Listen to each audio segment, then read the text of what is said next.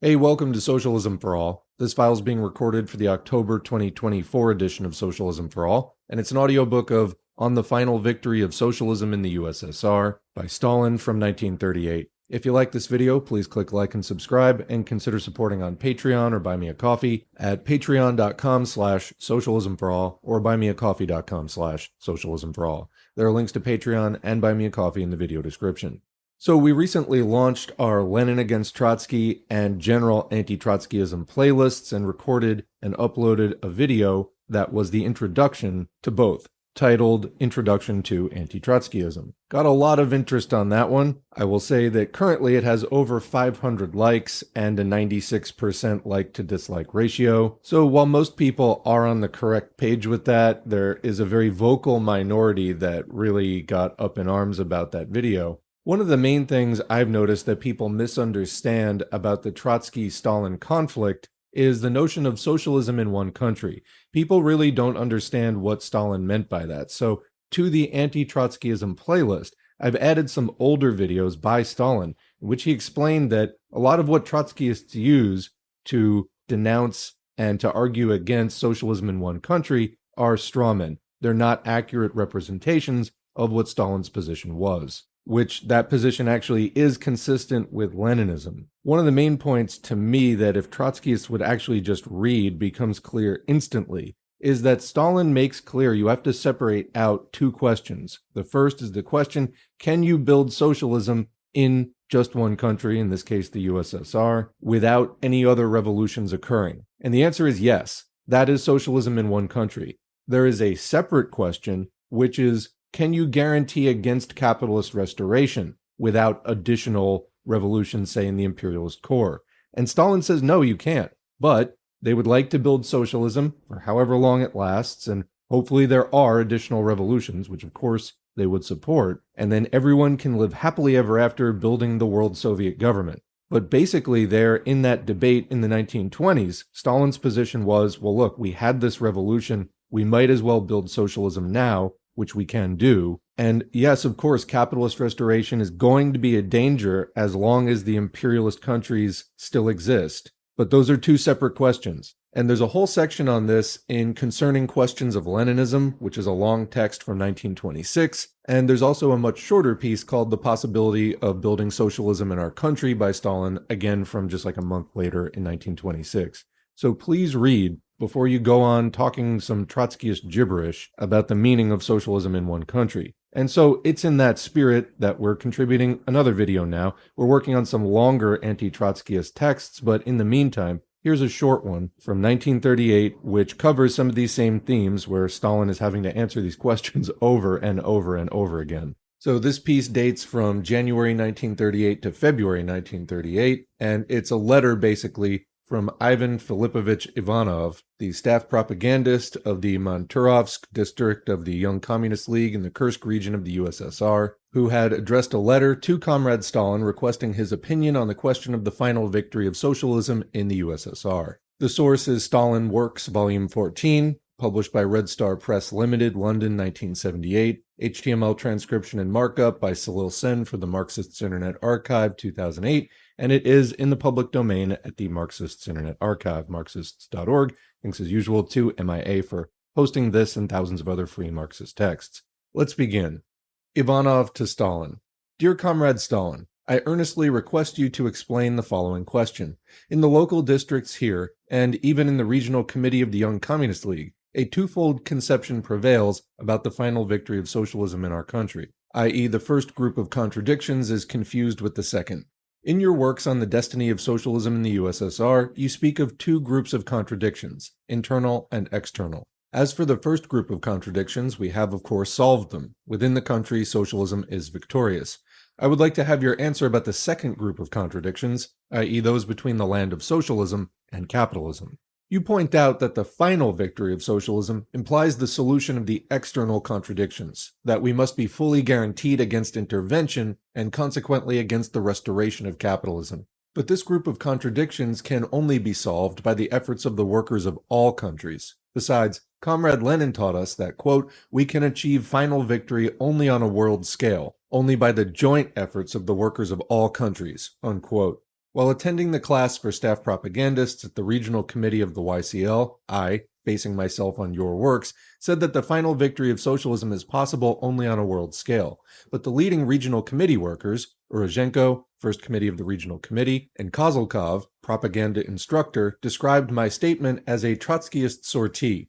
I began to read to them passages from your works on this question, but Urozhenko ordered me to close the book and said, "Comrade Stalin said this in 1926, but we are now in 1938. At that time, we did not have the final victory, but now we have it, and there is no need for us at all to worry about intervention and restoration."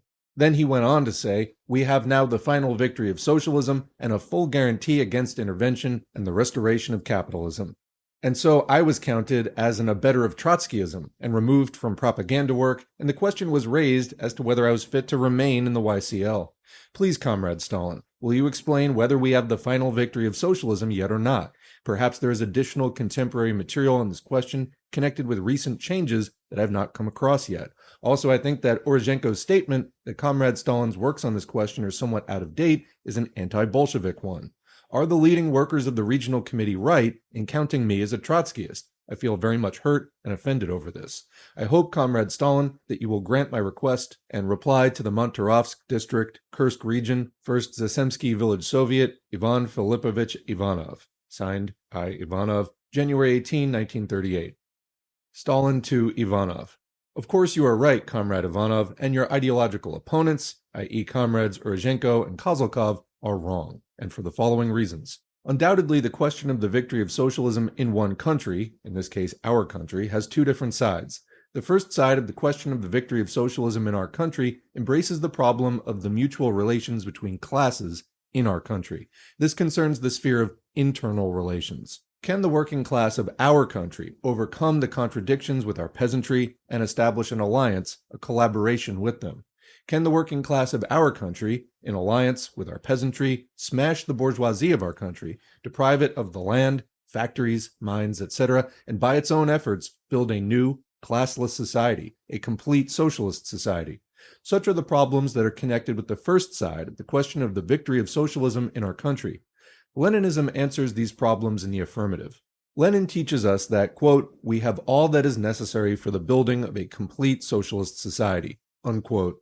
Hence we can and must, by our own efforts, overcome our bourgeoisie and build socialist society. Trotsky, Zinoviev, Kamenev, and those other gentlemen who later became spies and agents of fascism denied that it was possible to build socialism in our country unless the victory of the socialist revolution was first achieved in other countries, in capitalist countries. As a matter of fact, these gentlemen wanted to turn our country back to the path of bourgeois development, and they concealed their apostasy by hypocritically talking about the victory of the revolution in other countries. This was precisely the point of controversy between our party and these gentlemen. Our country's subsequent course of development proved that the party was right and that Trotsky and company were wrong. For, during this period, we succeeded in liquidating our bourgeoisie, in establishing fraternal collaboration with our peasantry, and in building, in the main, socialist society, notwithstanding the fact that the socialist revolution has not yet been victorious in other countries. This is the position in regard to the first side of the question of the victory of socialism in our country. I think, Comrade Ivanov, that this is not the side of the question that is the point of controversy between you and Comrades Urozhenko and Kozlkov. The second side of the question of the victory of socialism in our country embraces the problem of the mutual relations between our country and other countries, capitalist countries. The problem of the mutual relations between the working class of our country and the bourgeoisie of other countries. This concerns the sphere of external, international relations. Can the victorious socialism of one country, which is encircled by many strong capitalist countries, regard itself as being fully guaranteed against the danger of military invasion and hence against attempts to restore capitalism in our country? Can our working class and our peasantry, by their own efforts, without the serious assistance of the working class in capitalist countries, overcome the bourgeoisie of other countries in the same way as we overcame our own bourgeoisie? In other words, can we regard the victory of socialism in our country as final, i.e., as being free from the dangers of military attack and of attempts to restore capitalism, assuming that socialism is victorious only in one country and that the capitalist encirclement continues to exist?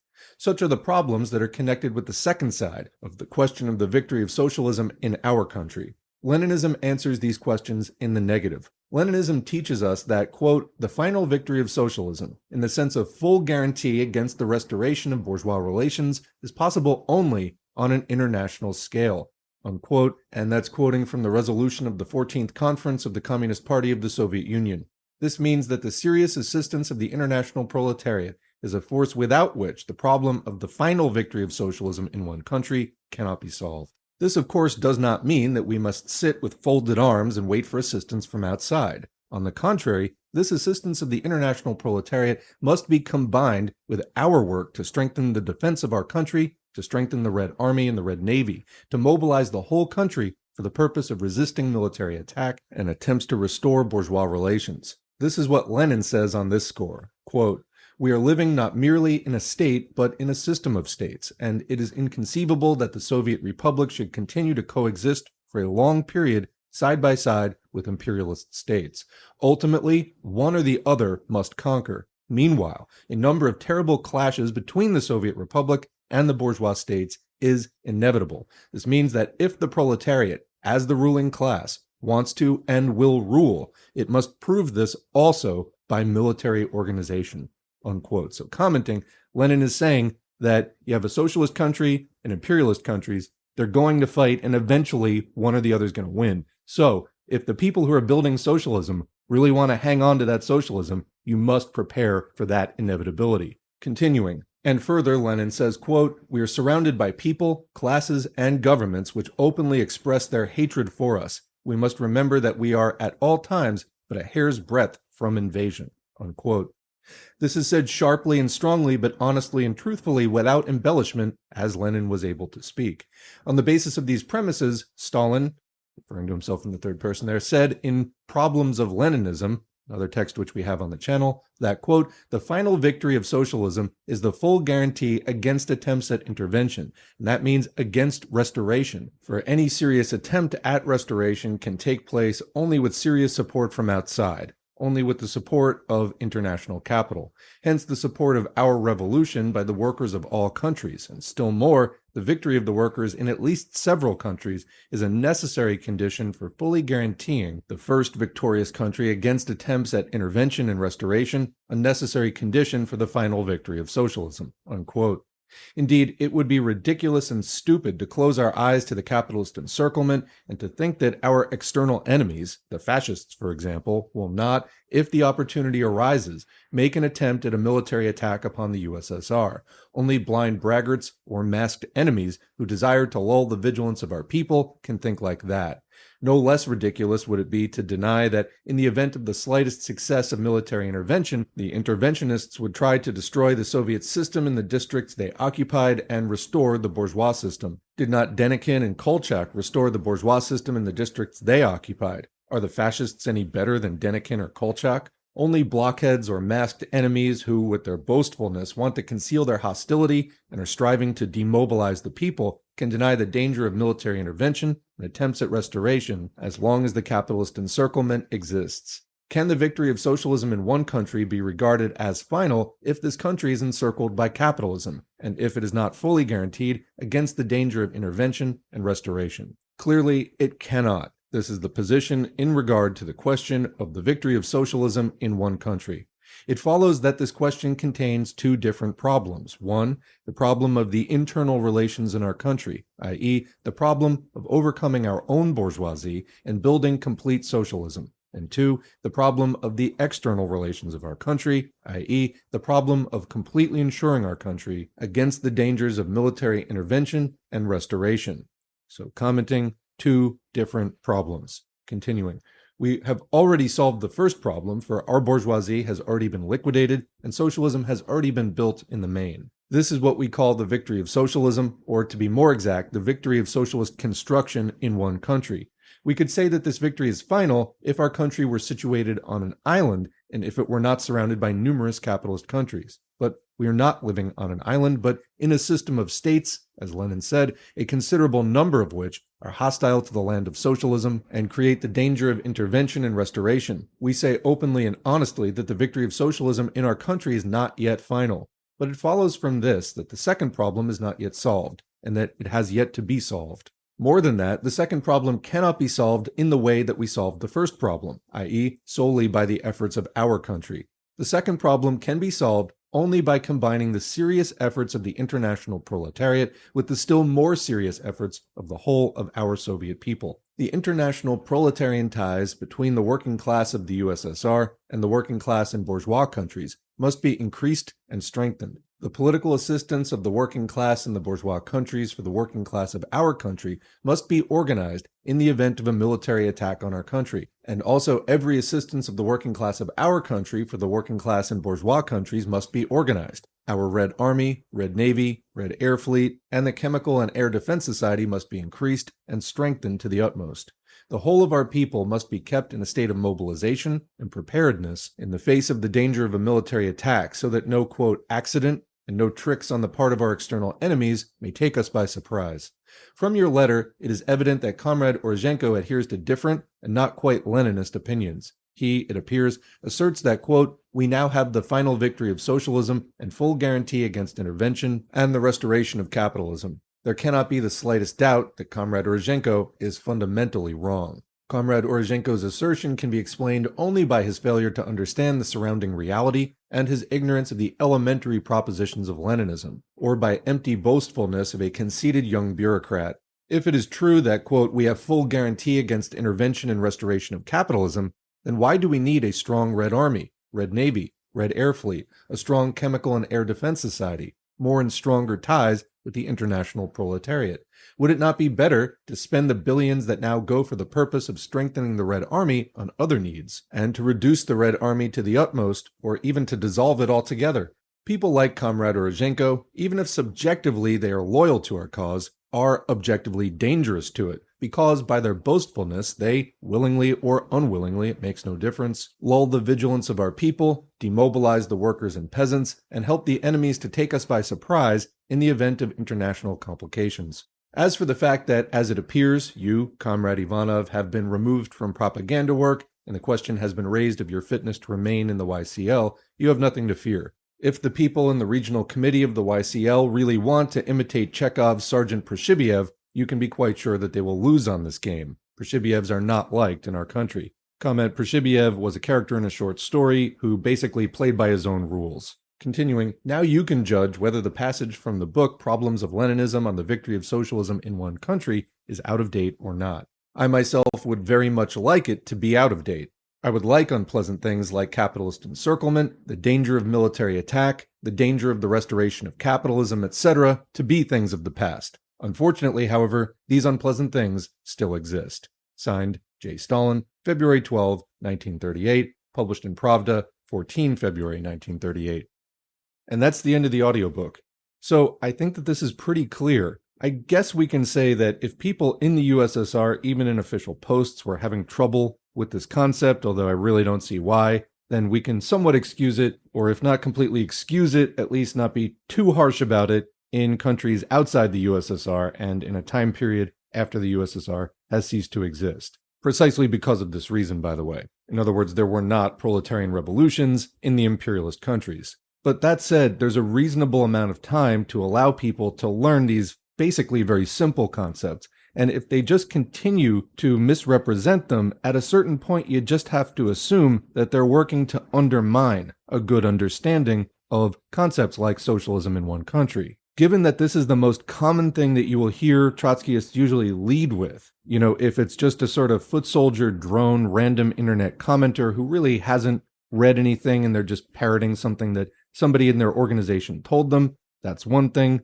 Give them a chance to learn the truth. But as for the leaders of these organizations, who undoubtedly do know better, well, conscious intent, much more likely. Judge and act accordingly.